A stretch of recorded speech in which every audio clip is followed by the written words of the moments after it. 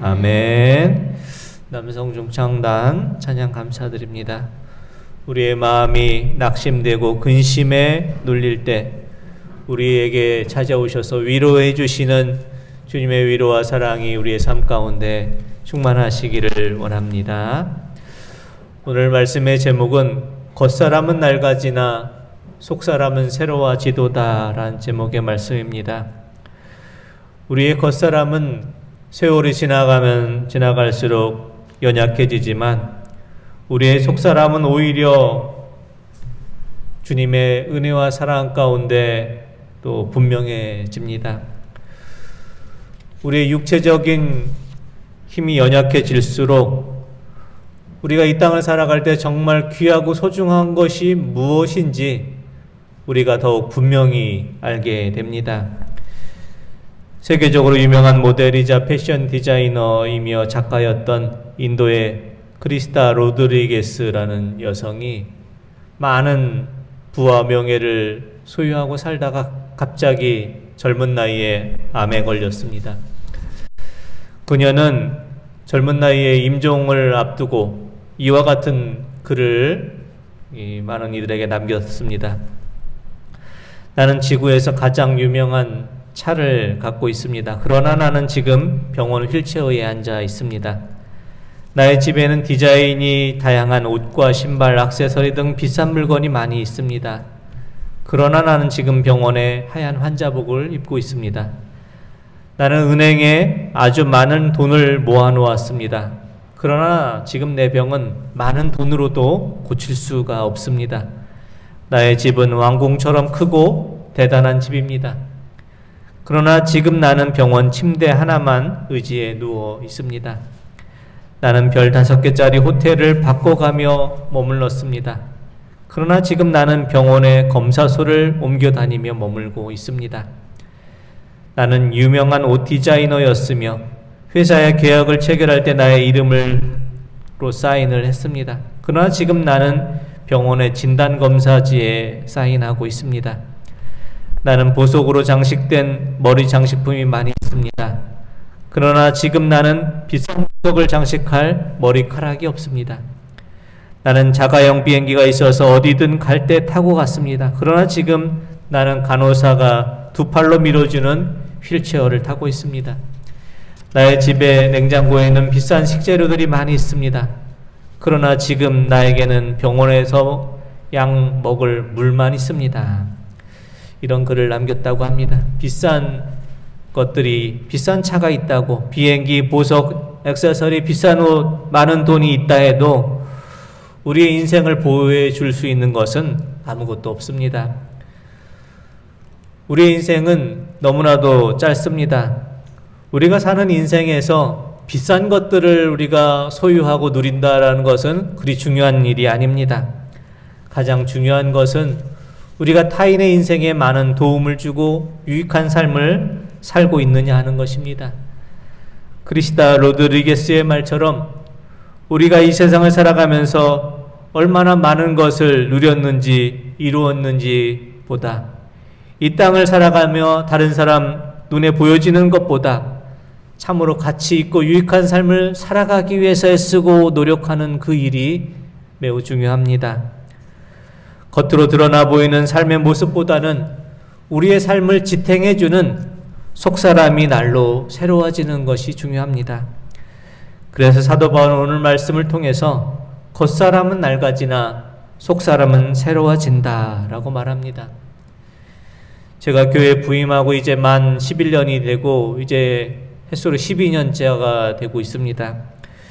제가 부임했을 때 70대이셨던 성도님들이 이제 80대가 되셨고 80대 성도님들은 이제 90대가 되셨습니다. 세월 이기는 장사가 없다는 말씀처럼 건강하던 성도님들이 연세가 들어가면서 많이 쇠약해지셨습니다. 눈은 침침해지고 기력도 줄어들어 빨리 걸을 수도 없고 기억력도 예전만 못합니다. 그러나 우리의 겉사람이 연약해진다고 해서 우리의 영혼까지 낡아지는 것은 아닙니다. 우리의 겉사람은 낡아져도 오히려 속사람은 날로 새로워지기 때문입니다. 하나님을 소망하며 하나님의 은혜로 살아가는 사람은 언제나 하나님 앞에서 빛이 청청한 인생을 살아가기 때문입니다. 시편 92편 14절에서 15절 말씀 함께 보겠습니다. 그는 늙어도 여전히 결실하며 진액이 풍족하고 빛이 청청하니 여호와의 정직하심과 나의 바위 되심과 그에게는 불의가 없음이 선포되리로다. 아멘. 우리가 하나님의 은혜로 살아가고 하나님의 나라를 소망하며 살아갈 때 늙어도 결실하며 빛이 청청하며 우리의 바위가 되신 하나님을 믿고 의지하는 삶으로 살아갈 수가 있습니다.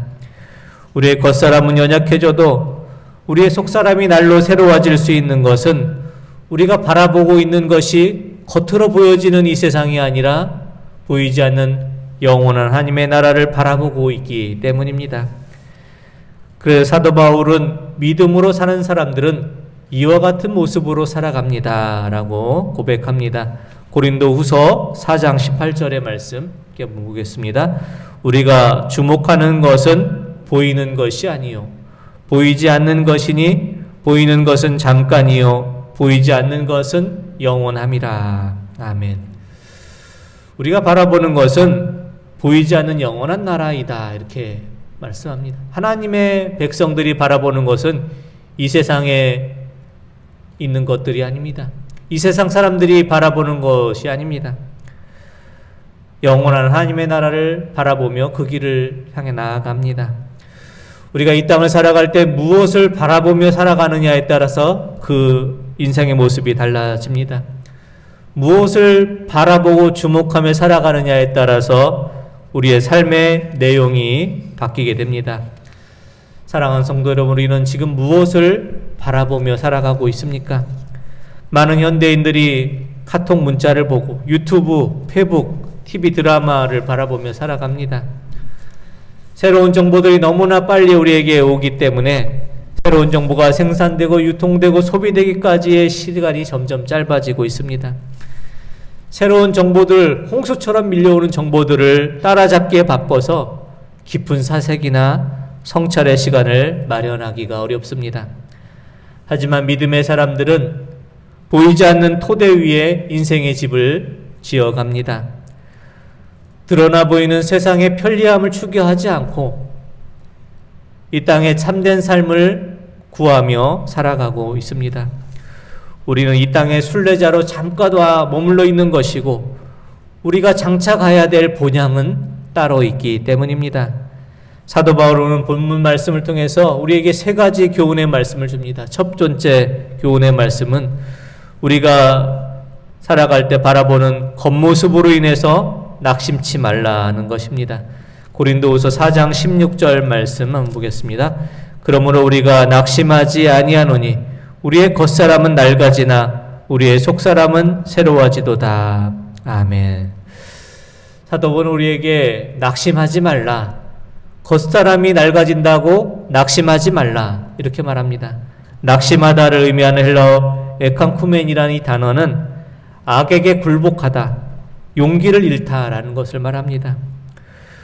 우리가 이 세상을 살아가며 우리의 겉사람이 낡아진다고 해서 악에게 굴복하지도 말고 용기를 잃지도 않기 원합니다. 우리의 겉사람은 낡아지고 연약해지지만 우리의 속사람은 날로 더 새로워지기 때문입니다. 새로워진다를 의미하는 헬라어 아카이 후타이라는 이 단어는 반복적으로 새로워지다를 말합니다.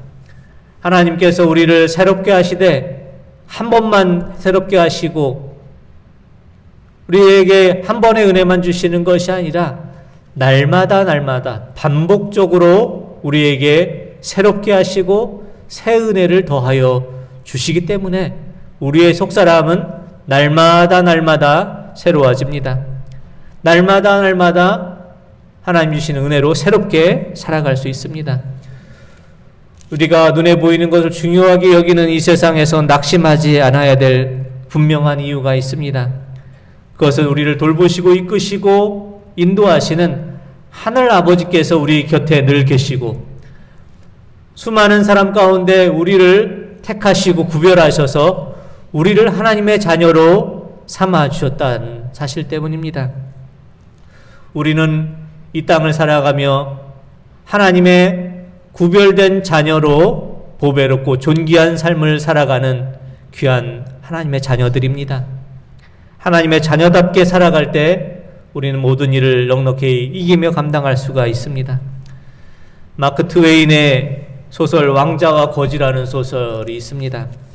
런던 왕궁에서 태어난 왕자와 거리 불황자의 아들로 태어난 거지가 겉모습이 똑같이 이렇게 태어나게 된 것입니다. 우연하게 두 사람이 만나서 서로의 얼굴이 똑같은 것을 발견하고 재미삼아서 두 사람이 옷을 바꾸어 입습니다. 왕자가 거지가 되고 거지가 왕자가 되었습니다. 그런데 두 사람이 옷을 바꾸어 입은 것을 모르는 다른 사람들은 거지를 왕자로 알고 왕궁으로 모시고 왕자를 거지 취급하며 거리로 내쫓아 버렸습니다. 거지의 옷을 입고 거리에 내쫓긴 이 왕자는 비록 왕궁을 쫓겨났지만 거지처럼 살지 않았습니다. 왕궁을 쫓겨나고 거지의 옷을 입고 있었지만 나는 분명히 왕자다라는 생각을 놓치지 않았습니다. 그래서 여러 가지 위험한 모험들을 거치면서 위험한 순간들을 잘 이겨내면서 결국 거지의 모습을 한 왕자는 당당하게 자신의 처지를 극복하여 왕자의 자리를 되찾게 되었다라는 그 내용이 왕자와 거지라는 소설의 내용입니다. 사랑하는 성도 여러분, 우리가 눈에 보여지는 것을 중요하게 여기는 세상에서 어떤 모습으로 보여진다 해도 낙심하지 않기를 원합니다. 우리는 많은 사람 가운데 하나님께서 택하고 구별해 주신 존귀한 하나님의 자녀이기 때문입니다. 우리의 겉모습이 어찌되었든 우리는 하나님의 자녀라는 귀하고 존귀한 그 신분이 우리에게 있기 때문입니다. 이 세상 우리가 어떤 모습으로 어떤 모양으로 살아갈지라도 낙심하지 않고 천지만물을 지으시고 다스리시는 전능하신 하나님의 자녀됨을 우리가 기억하시며 용기 있고 당당하게 하나님의 자녀된 모습으로 살아가실 수 있는 우리 모든 성도님들 되시기를 원합니다. 두 번째, 사도 바울은 우리가 이 땅에서 우리에게 오는 환난은 잠시 잠깐이고 우리가 바라보는 영광은 영원하다 이렇게 말씀합니다. 고린도후서 4장 17절 말씀 보겠습니다.